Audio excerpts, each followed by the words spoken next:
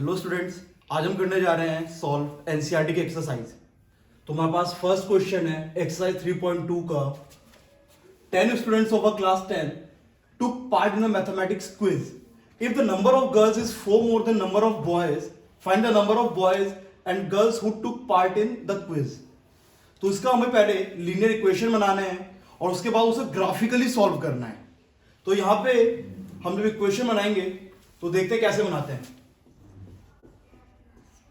हमें दे रखा है कि 10 students of a class took part in mathematics quiz और हमें फाइंड करना है number of boys and number of girls.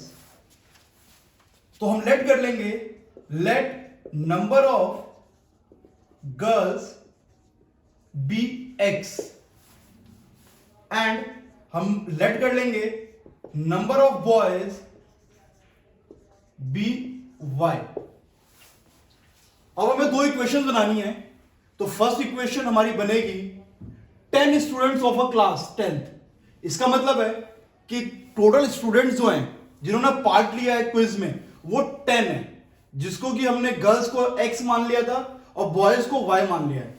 तो हमें अकॉर्डिंग टू क्वेश्चन हमारा जो फर्स्ट इक्वेशन बनेगा वो ये बनेगी x plus y equals to 10। ये हमारी इक्वेशन 1 बन जाएगी। कैसे कि दे रखा है 10 students of class 10 to part in mathematics quiz. ये number of girls plus number of boys equals to 10।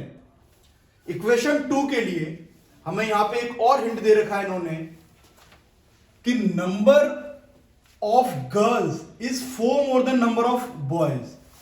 मतलब नंबर ऑफ गर्ल्स जितनी लड़कियां हैं वो लड़कों से 4 ज्यादा है। तो मैं यहां लिख सकता हूं एक्स हमारी नंबर ऑफ गर्ल्स थी, ये नंबर ऑफ बॉयज से 4 ज्यादा है। नंबर ऑफ गर्ल्स लड़कियां लड़के से 4 ज्यादा है। तो इसको हम थोड़ा सा रीअरेंज कर देंगे तो हमें मिल जाएगा x minus 4 x minus y equals to 4। ये हमारी इक्वेशन 2 हो गई। अब हमें इक्वेशन 1 और इक्वेशन 2 का ग्राफ ड्रॉ करना है, क्योंकि हमें इसे सॉल्व करना है ग्राफिकली। तो हम कैसे ड्रॉ करेंगे मैंने आपको पहले बता रखा है पार्ट 1 के अंदर कि कैसे ड्रॉ करते हैं। मैं यहां दोबारा बता रहा हूं। हमने इक्वेशन ले लिया x plus y equals to 10। एक बॉक्स बनाएंगे जिसमें डिफरेंट वैल्यू ऑफ x के लिए हम y निकालेंगे। तो हमें इसे सॉल्व करना है। अगर हम इस इक्वेशन में x की वैल्यू 0 पुट कर देंगे तो हमें y क्या मिलेगा? 0 plus y equals to 10। y की वैल्यू हमें मिल गई 10। अब इसी इक्वेशन में हम अगर y की वैल्यू 0 पुट कर देते हैं, मैं 0 इसलिए पुट कर रहा हूं क्योंकि ये काफी आसान होता है, आप कुछ भी पुट कर सकते हो, बट 0 पुट करोगे तो इजी हो जाएगा थोड़ा आपके लिए। तो x प्लस 0 इक्वल्स टू 10। तो x की वैल्यू आ गई 10, y 0 के लिए x 10 है। हम इसको ड्रॉ करते हैं ग्राफ। वहां पे हमने ग्राफ बना लिया है 2 4 6 8 10 2 4 6 8 10 -2 -4 -6 -8 -2 -4 -6 -8 -10। हमें ये दो पॉइंट लोकेट करना है 0 10। x की वैल्यू 0 y 10। ये पॉइंट आ गया हमारे पास 0, 10 और दूसरा पॉइंट है हमारे पास 10, 0। ये पॉइंट आ गया 10, 0। इन दोनों को अगर हम ज्वाइन कर देंगे तो हमें इक्वेशन 1 की लाइन मिल जाएगी, इक्वेशन 1 का ग्राफ मिल जाएगा। ये हमारा ग्राफ है x plus y equals to 10 का। सिमिलरली हम इक्वेशन 2 को सॉल्व करेंगे जो कि हमारे पास है x minus y equals to 4। Similarly यहां पे x y को हम लिख लेंगे। यहां पे हम डालते हैं x की वैल्यू 0। हमें यहां भी पॉइंट चाहिए जिससे ये लाइन पास कर रही हो, तो x की वैल्यू 0 डालेंगे तो y की वैल्यू हमें मिल जाएगी -4। x की वैल्यू 0 के लिए y -4 है। सिमिलरली हम y को 0 पुट कर देंगे तो हमें मिल जाएगा x minus 0 equals to 4, x equals to 4। y की वैल्यू 0 के लिए x हमारा 4 है। हम इन दो पॉइंट को ग्राफ पे लोकेट करेंगे। 0, -4 हमारा ये पॉइंट आ जाएगा, 0, -4 एंड 4, 0 हमारा ये पॉइंट आ जाएगा, 4, 0। इसे ड्रॉ कर देंगे।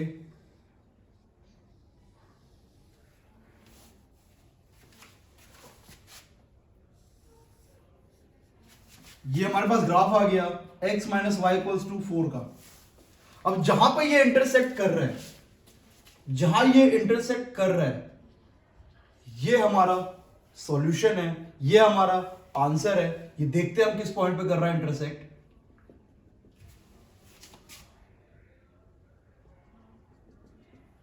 ये पॉइंट है हमारे पास, x की वैल्यू 7 है एंड y की वैल्यू 3 है।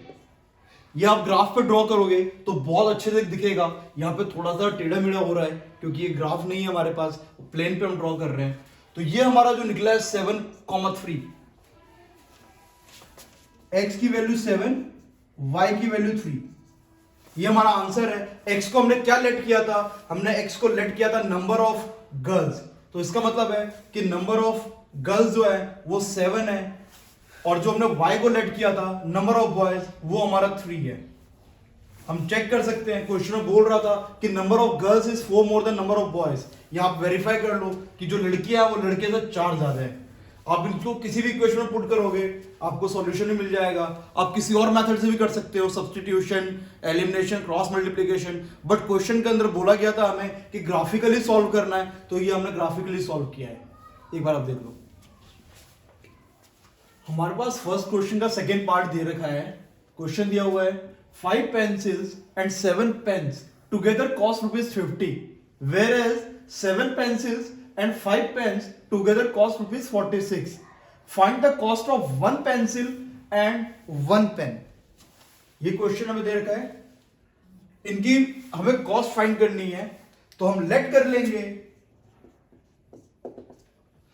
पहले हमें इक्वेशन बनानी है दोनों की। तो हम लेट कर लेंगे, let cost of 1 pencil be x and cost of 1 pen be ₹y।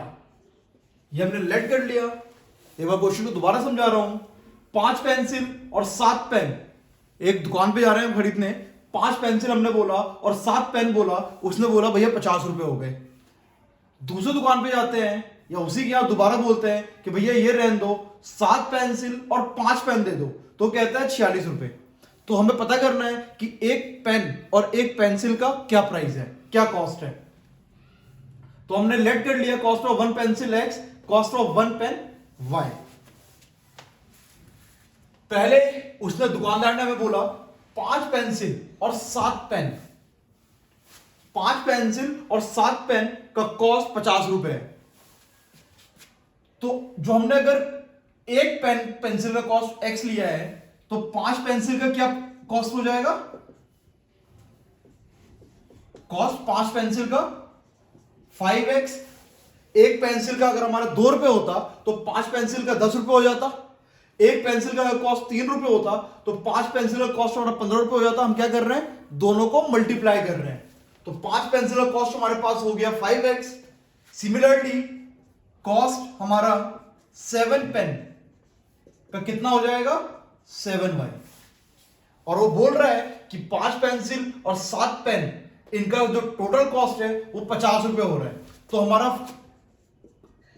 First equation क्या बन जाएगा? 5x plus 7y equals to 50। दोबारा देख लो आप, एक पेंसिल का कॉस्ट हमने x ले लिया, एक पेन का कॉस्ट हमने y ले लिया। क्वेश्चन बता रहा है कि 5 पेंसिल और 7 पेन का जो टुगेदर उनका जो प्राइस आएगा एक साथ मिला के वो 50 रुपए है। तो 5 पेंसिल और प्राइस एक पेंसिल का, 7 पेन और प्राइस एक पेन का, दोनों का जो प्राइस है ये 50 रुपए है। एक इक्वेशन हमें मिल गई, ये हमारा हो गया इक्वेशन 1। अब हम जाते हैं नेक्स्ट इक्वेशन। देखो एक चीज बताता हूं, हमारे पास जितने वेरिएबल्स होंगे ना जितने वेरिएबल्स हैं हमें उतनी इक्वेशन चाहिए होंगी उसे सॉल्व करने के लिए। ये बहुत ही इंपॉर्टेंट पॉइंट है कि नंबर ऑफ वेरिएबल्स जितनी होंगी we need same number of equations उसे सॉल्व करने के लिए। यह बहुत ही इंपॉर्टेंट पॉइंट है, अभी बता रहा हूं आपको, नोट रख लेना कि यहां पे हमारे पास दो वेरिएबल्स हैं तो हमें दो इक्वेशन चाहिए होंगी इन्हें सॉल्व करने के लिए। हमें इक्वेशन 1 मिल गया है, हमें इक्वेशन 2 यहीं से मिलेगा। इक्वेशन 2 हम कैसे मिल सकता है, यहां बता रहा है कि 7 पेंसिल और 5 पेन का जो टुगेदर कॉस्ट है वो 46 है। हमने लेट कर रखा था एक पेंसिल का कॉस्ट x और एक पेन का y, तो 7 पेंसिल का कॉस्ट हो जाएगा हमारे पास 7x और 5 पेन का कॉस्ट हो जाएगा हमारा 5y। अब इन दोनों को हम ऐड कर देंगे, 7 पेंसिल का कॉस्ट और 5 पेन का कॉस्ट हमें दे रखा है 46। तो हमारे पास ये आ गई इक्वेशन 2। क्वेश्चन के अंदर बोला गया है कि इसे ग्राफिकली सॉल्व करना है, तो हम इक्वेशन 1 का ग्राफ सॉल्व करेंगे। मैंने पहले क्वेश्चन में बताया था कैसे करना है। x की वैल्यू पुट करनी है 0 और y की वैल्यू निकाल लेना है, और फिर y की वैल्यू 0 पुट करना है, फिर x की वैल्यू निकाल लेना है। इस तरह करके हमें सॉल्व करना है। अब कोई भी दो पॉइंट्स ले सकते हैं, तो हमने इससे ड्रॉ किया 5x + 7y = 50 का ग्राफ। हमारे पास आ गया ये ग्राफ 5x + 7y = 50। अब ग्राफ पे ड्रॉ करोगे बहुत अच्छे से ग्राफ ड्रॉ होगा। सिमिलरली हमने इक्वेशन 2 का ग्राफ ड्रॉ किया 7x + 5y = 46। इसका ग्राफ हमारे पास आ गया ब्लू वाला, जो कि है हमारा 7x + 5y = 46। अब ये दो ग्राफ जहां पे इंटरसेक्ट करेंगे वो हमारा सॉल्यूशन होगा इन दो इक्वेशंस का। तो ये हमारा इंटरसेक्ट कर रहा है इस पॉइंट पे, जो कि ये पॉइंट है x पे ये लाई कर रहा है 3 और y पे लाई कर रहा है 5। तो इस ग्राफ से इस पॉइंट के कोऑर्डिनेट्स हमारे पास आ गए 3, 5। बोले तो x = 3, y = 5। हमने x क्या लेट किया था, हमने लेट किया था कॉस्ट ऑफ 1 पेंसिल। तो हमारे पास आंसर आ जाएगा कॉस्ट ऑफ 1 पेंसिल, जो कि हमने एज्यूम किया था x और जो कि है हमारे पास 3। तो हमारा आ गया ₹3। सिमिलरली कॉस्ट ऑफ 1 पेन हमने एज्यूम किया था ₹y, तो y की वैल्यू हमारे पास आ गई 5। तो ये हमारे पास ये आंसर है।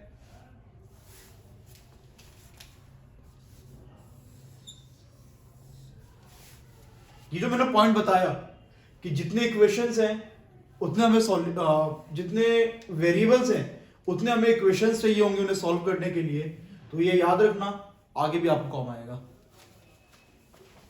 हमारे पास क्वेश्चन 2 दे रखा है on comparing the ratios a1/a2, b1/b2, c1/c2, find out whether the lines representing the following pair of linear equations intersect at a point, are parallel or coincident। हमें दो इक्वेशंस दे रखी है, basically pair of linear equations दे रखा है। हमें इनके कोएफिशिएंट को, इनके रेशियोज जो हैं a1/a2, b1/b2, c1/c2, इन रेशियोज की हेल्प से हमें बताना है कि ये जो पेयर है लीनियर इक्वेशंस की, ये इनका नेचर क्या है, ये आपस में इंटरसेक्ट करेंगे एक पॉइंट पे, या ये पैरेलल है या ओवरलैपिंग है, कोइंसिडेंट है। तो हमें क्या करना है, इसको हम सॉल्व करके देखते हैं। फर्स्ट ऑफ ऑल हमें इसे इनके जो जनरल रिप्रेजेंटेशन है, जनरल रिप्रेजेंटेशन मैंने बताया था ax + by + c = 0, इस फॉर्म में ले लेना है। यहां पे इसी फॉर्म में दे रखा है ax + by + c = 0 के फॉर्म में। हमारा इक्वेशन 1 है, ये इक्वेशन 2 है।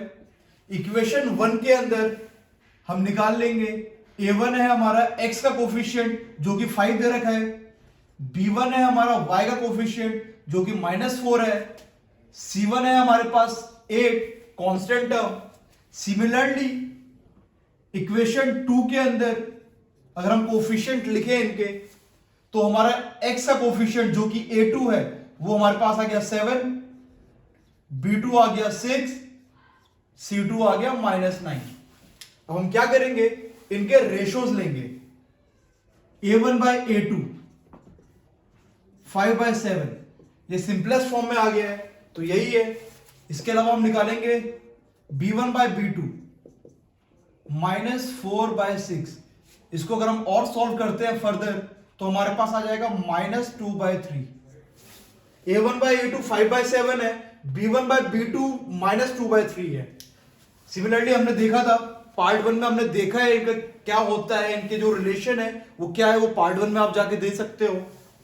तो यहां पे हमारे पास आ गया A1 बाय A2 बराबर नहीं है B1 बाय B2। ये किसकी कंडीशन है, ये कंडीशन है यूनिक सॉल्यूशन की। सिर्फ एक सॉल्यूशन होगा। एक सॉल्यूशन कब होता है, जब इनकी लाइंस आपस में इंटरसेक्ट करेंगी। तो ये इंटरसेक्टिंग लाइंस है, ये आपस में इंटरसेक्ट करेंगी। तो इसका हमारा आंसर मिल गया कि जो पेयर ऑफ लीनियर इक्वेशन है ये आपस में इंटरसेक्ट करेंगे, ये इंटरसेक्टिंग नेचर के हैं। ये हमारा आंसर है। सेकंड पार्ट दे रखा है हमें, दो इक्वेशंस यहां पे भी दे रखी हैं। 9x + 3y + 12 = 0, 18x + 6y + 24 = 0। यहां पे भी इक्वेशन 1 से हम निकाल लेंगे A1 हमारे पास आ जाएगा 9, B1 आ गया हमारा 3, C1 आ गया 12, A2 आ गया हमारे पास 18, B2 आ गया 6, C2 आ गया 24। जो 1 है ये इक्वेशन 1 को रेफर कर रहा है, 2 जो इक्वेशन 2 को रेफर कर रहा है। यहां पे हम रेशियो निकालेंगे A1 बाय A2 9/18 1/2, इसे कैंसिल करके 1/2 आ गया हमारा A1 बाय A2 का रेशियो। अब निकालेंगे हम B1 बाय B2 का रेशियो 3/6 1/2। A1 बाय A2 और B1 बाय B2 आपस में इक्वल है, दोनों हमारे पास आ गया 1/2 1/2। इसका मतलब ये हमारा इंटरसेक्ट नहीं है, इंटरसेक्टिंग नहीं है इसका नेचर। ये या तो पैरेलल है या कोइंसिडेंट है। उसके लिए हमें C1 बाय C2 का भी रेशियो निकालना होगा। हम निकालेंगे C1 बाय C2।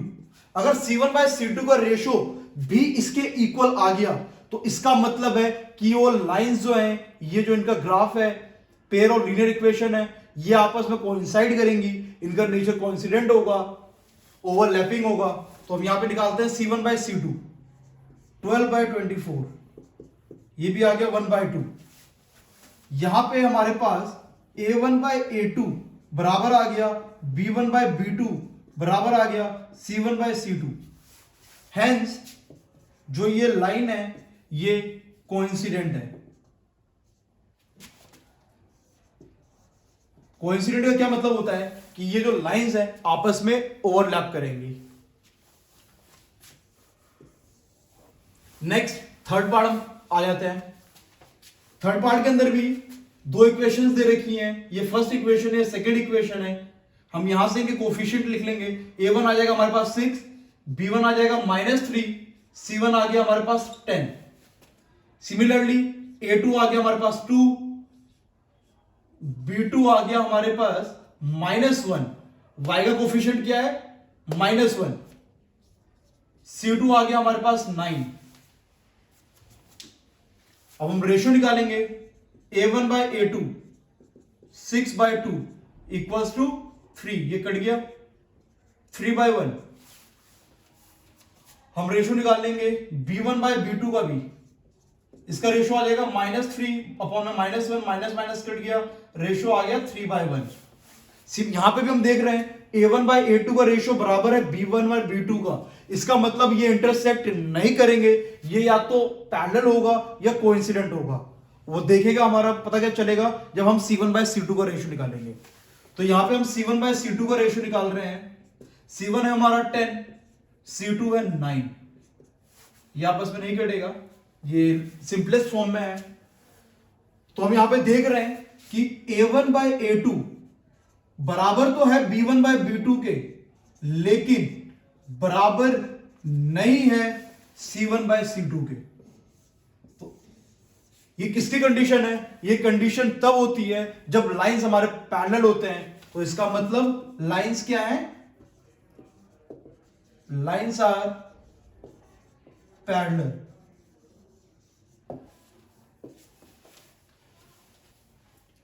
इसको हमने अपने पार्ट 1 के वीडियो में बहुत अच्छे से समझाया हुआ है कि कैसे पता चलता है कि क्या इनका रेशियो अगर इक्वल होंगे तो क्या इनका नेचर होगा ग्राफ का, इनके इक्वेशंस का। तो आप पार्ट 1 को रेफर कर सकते हो। हमारे पास नेक्स्ट क्वेश्चन है, question number 3, on comparing the ratios A1 by A2, B1 by B2, C1 by C2, find out whether the following pair of linear equations are consistent or inconsistent। यहां पे दो word आए, consistent और inconsistent. इसका क्या मतलब होता है? कंसिस्टेंट का मतलब है कि in pair of linear equation का कोई ना कोई सॉल्यूशन है। ये या तो यूनिक सॉल्यूशन है या इनफाइनाइट मेनी सॉल्यूशन है। कंसिस्टेंट का क्या मतलब है कि इस पेयर ऑफ लीनियर इक्वेशन का सॉल्यूशन है, चाहे वो यूनिक हो या फिर इनफाइनाइट हो। यूनिक का क्या मतलब है कि या तो वो इंटरसेक्टिंग हो, इंटरसेक्ट करे, या फिर कोइंसाइड करे।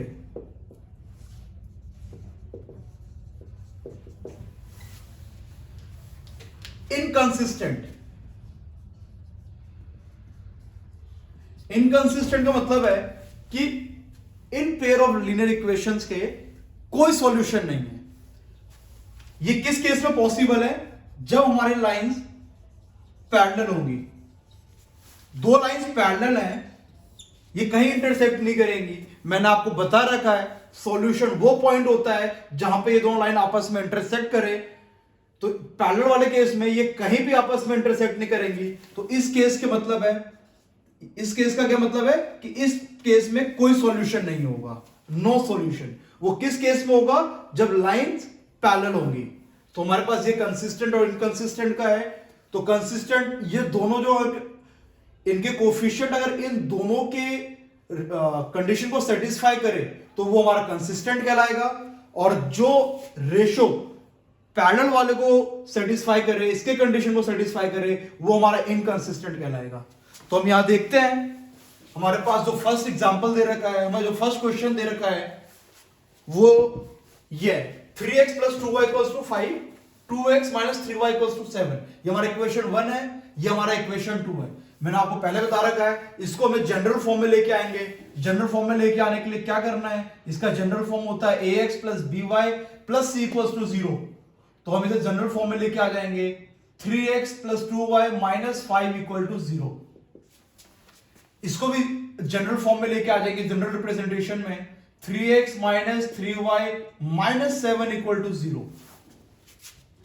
अब यहां पे इक्वेशन 1 ये हमारा हो गया और ये हमारा हो गया इक्वेशन 2। इक्वेशन 1 के अंदर हम इनके कोफिशिएंट लिखते हैं। तो हमारे पास a1 आ जाएगा 3, b1 आ जाएगा 2, c1 आ जाएगा -5। सिमिलरली इक्वेशन 2 से हमारे पास a2 आ जाएगा 2, b2 आ जाएगा हमारे पास -3, c2 आ जाएगा हमारे पास -7। अब हम इनके रेशियोज निकालेंगे। a1 by a2 3/2, ये हमारा a1 by a2 का रेशियो आ गया। b1 by b2 2/-3, इसको हम सिंपली लिखेंगे -2/3।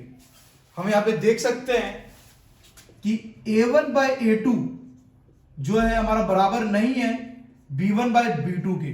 दैट मीन्स कि जो है इसका यूनिक सॉल्यूशन है। अब किसी चीज का सॉल्यूशन है तो इसका मतलब वो हमारा कंसिस्टेंट है। नेक्स्ट, हमारे पास दूसरा क्वेश्चन दे रखा है 2x minus 3y equals to 8, 4x minus 6y equals to 9। इसको हम जनरल रिप्रेजेंटेशन में लेके आ जाएंगे, जो इसका जनरल रिप्रेजेंट करने का तरीका है 2x minus 3y minus 8 equal to 0, 4x minus 6y minus 9 equal to 0। यहां पे हमारे पास ये इक्वेशन 1 हो गया, ये इक्वेशन 2 हो गया। इक्वेशन 1 के कोफिशिएंट अगर हम लिखे, a1 आ जाएगा हमारे पास 2, b1 आ गया माइनस 3, c1 आ गया माइनस 8। सिमिलरली a2 आ गया 4, b2 आ गया माइनस 6, c2 आ गया माइनस 9। अब हम इनका रेशियो निकालेंगे, a1 by a2 2 by 4 1 by 2, इसे काट के 1 बाई 2 आ गया। अब हम रेशियो निकालेंगे b1 बाई b2 का, माइनस 3 बाय माइनस 6, ये कट जाएगा, माइनस माइनस कट गया, 3 1 जा 3, 3 2 जा 6। तो हमारे पास b1 बाय b2 का रेशियो क्या आ गया 1 बाई 2, a1 बाय a2 का रेशियो आ गया 1 बाई 2। अब हम निकालेंगे रेशियो c1 बाय c2 का, c1 है हमारे पास माइनस 8, c2 है हमारे पास माइनस 9, माइनस माइनस कट गया 8 बाय 9। हम यहां क्या देख रहे हैं कि a1 बाय a2 बराबर तो है b1 बाय b2 के, लेकिन बराबर नहीं है c1 बाय c2 के। ये किस केस का कंडीशन है?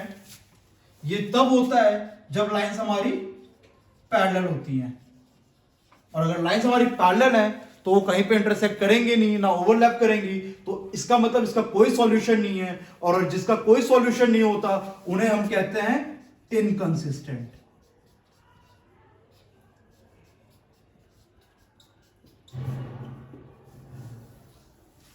तो हमारी जो पेयर ऑफ लीनियर इक्वेशन है ये हमारा इनकंसिस्टेंट है।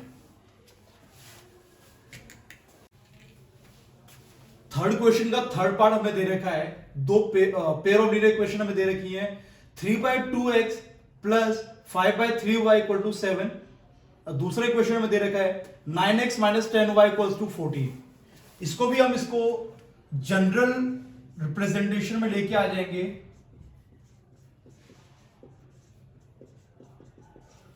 3/2x plus 5/3y minus 7 equal to 0। ये हमारा इक्वेशन 1 हो गया। इक्वेशन 2 को हम सॉल्व कर रहे हैं, 9x minus 10y minus 14 equal to 0। ये हमारा इक्वेशन 2 हो गया। अब हम इनके कोफिशिएंट लिखेंगे। ये इक्वेशन 1 के जो कोफिशिएंट है, x का कोफिशिएंट a1 कहलाता है, जो कि हमारे पास है 3/2।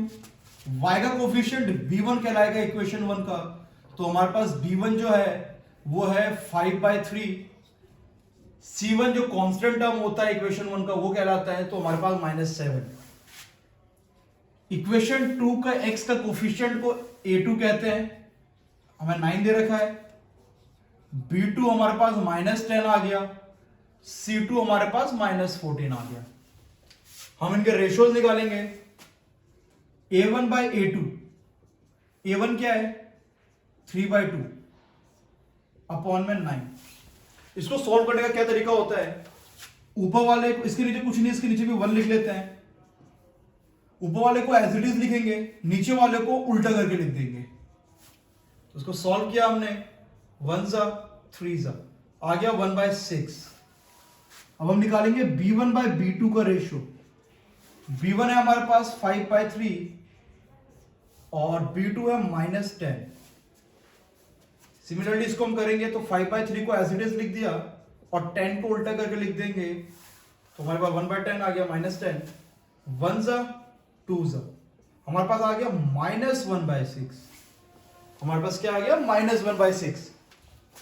1/6 और -1/6 बराबर नहीं है, तो a1 अपॉन में a2 बराबर नहीं है b1 बाय b2 के। इसका मतलब ये यूनिक सॉल्यूशन का कंडीशन है, और यूनिक सॉल्यूशन होता है तो इसका मतलब ये कंसिस्टेंट है।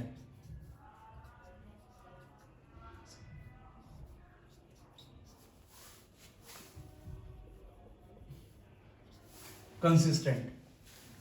हमारे पास अगला इसका पार्ट है, fourth part, 5x minus 3y equals to 11 minus 10x plus 6y equals to minus 22।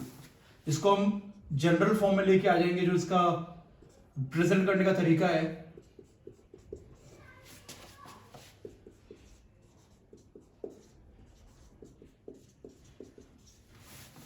हमारे पास ये इक्वेशन होगी 1, ये इक्वेशन है 2।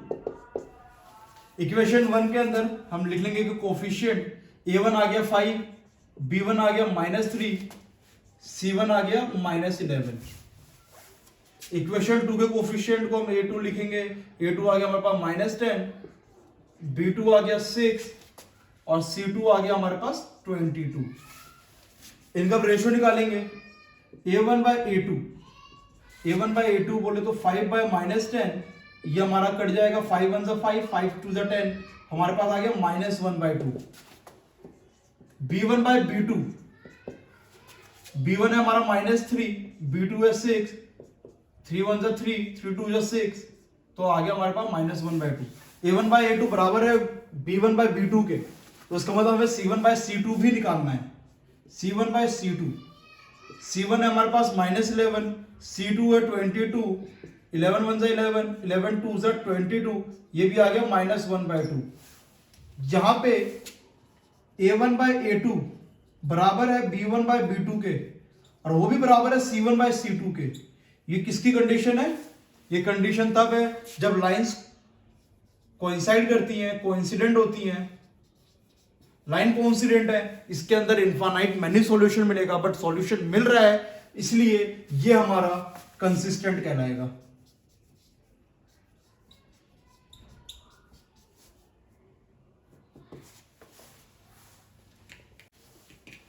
थर्ड क्वेश्चन का फिफ्थ पार्ट हमें दे रखा है 4/3x + 2y = 8, और सेकंड इक्वेशन दे रखा है 2x + 3y = 12। इसको हम जनरल फॉर्म में ले लेंगे, 4/3x + 2y - 8 = 0, ये हमारा हो गया इक्वेशन 1, और 2x + 3y - 12 = 0, ये हमारा हो गया इक्वेशन 2। इनके कोफिशिएंट लिख लेंगे हम, a1 आ गया हमारे पास 4/3, b1 आ गया हमारे पास 2, c1 आ गया -8। सिमिलरली हमारे पास a2 आ गया 2, b2 आ गया 3, c2 आ गया -12। ये हमारे इसके कोफिशिएंट है इक्वेशन 1 का, और जो 2 वाले हैं वो हमारे इक्वेशन 2 के कोफिशिएंट है। हम इनका रेशियो निकालेंगे, a1 बाय a2 4/3 अपॉन में 2, इसको सॉल्व करेंगे 4/3, और मैंने कहा था इसको उल्टा करके लिख देना है 1/2, 1 ज़ा 2 ज़ा 1 ज़ा 2 1 ज़ा 2, 2 2 ज़ा 4, हमारे पास आ गया 2/3। हम निकालेंगे b1 बाय b2 का रेशियो, b1 है हमारे पास 2 और b2 है 3, a1 बाय a2 बराबर आ गया b1 बाय b2 के। इसका मतलब हमें c1 बाय c2 भी निकालना है, तो c1 बाय c2 हम निकाल रहे हैं। c1 है हमारे पास -8 और c2 है -12, माइनस माइनस कट गया, 4 2 ज़ा 8, 4 3 ज़ा 12, ये भी हमारे पास आ गया 2/3। यहां पे हमें क्या मिल रही कंडीशन, a1 बाय a2 बराबर है b1 बाय b2 के, और वो भी बराबर है c1 बाय c2 के। ये वही कंडीशन है कोइंसिडेंट की। जब लाइन कोइंसाइड करती हैं तो इसका मतलब वो इनफाइनाइट मैनी सॉल्यूशन है, तो इसका मतलब अगर कोई भी सॉल्यूशन है तो वो हमारी क्या कहलाती है, कंसिस्टेंट।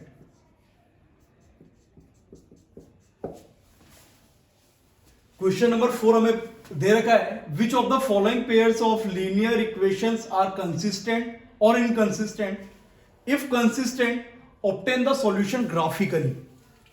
ये क्वेश्चन मैं आपको सॉल्व नहीं करवाऊंगा, बट बता दे रहा हूं, सेम जो कंडीशन हमने क्वेश्चन नंबर 3 में किया था, हमें पता करना है कि वो given pair of linear equation consistent है या इनकंसिस्टेंट है।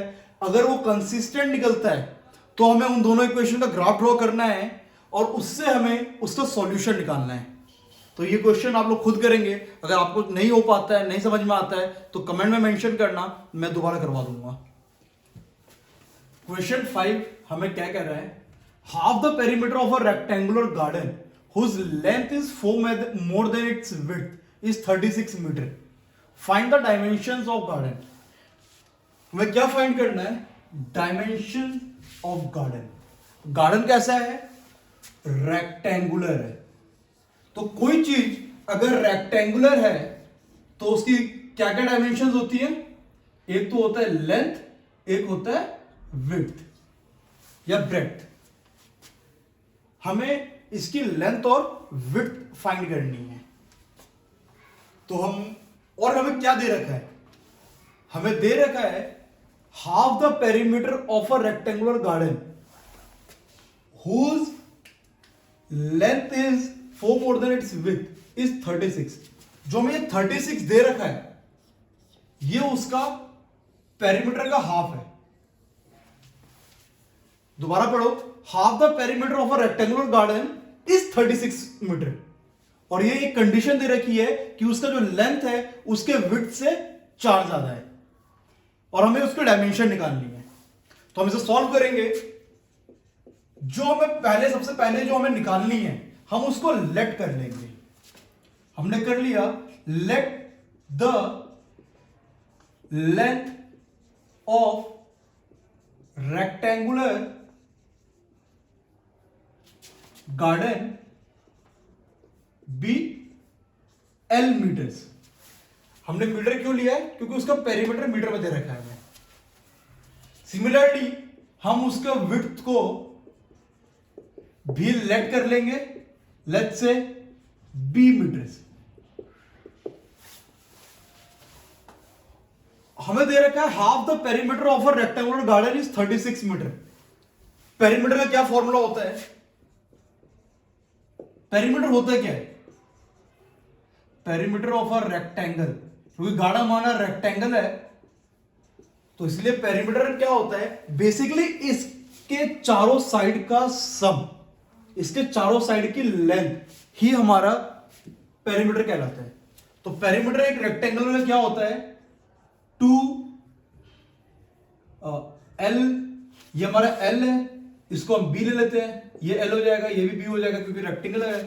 तो L plus B plus L plus B, L plus B plus L plus B, तो ये हो गया 2l प्लस 2b, 2 को कॉमन निकाल लिया, l प्लस बी।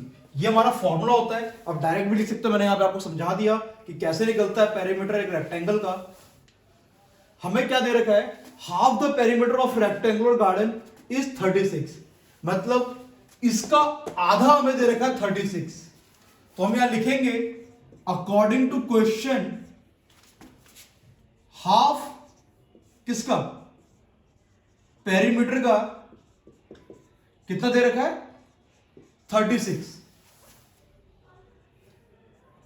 पेरीमीटर क्या हमारे पास, 2l plus B equals to 36।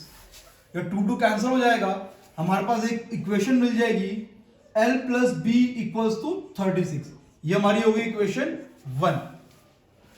मैंने तुम्हें बता रखा है कि 2 वेरिएबल्स हैं, हमें 2 चीज फाइंड करनी है, तो हमें मिनिमम 2 नंबर ऑफ इक्वेशंस चाहिए होंगी। फर्स्ट मिल गया हमें, सेकंड हमें यहां से मिलेगा। क्या कह रहा है इसमें कि उसका लेंथ जो है 4 ज्यादा है उसके विड्थ से, लेंथ जो है वो 4 ज्यादा है उसके विड्थ से, विड्थ ब्रेड्थ। तो इसको हम ले आएंगे स्टैंडर्ड फॉर्म में, l minus B equals to 4। ये हमारे पास आ गया इक्वेशन 2। ये 2 इक्वेशन आ गए हमारे पास, फर्स्ट इक्वेशन ये, सेकंड इक्वेशन ये। इस चैप्टर के अंदर इससे पहले हमने सिर्फ ग्राफिकल वाला पढ़ा हुआ है, तो इसलिए इसे ग्राफिकल मेथड से सॉल्व करना है। लेकिन हमने तो सारे मेथड पढ़ रखे हैं, सब्स्टिट्यूशन, एलिमिनेशन, क्रॉस मल्टीप्लिकेशन, आप किसी से भी सॉल्व कर सकते हो। मैं यहां पे इसको सब्स्टिट्यूशन मेथड से सॉल्व कर रहा हूं, इन 2 इक्वेशन को।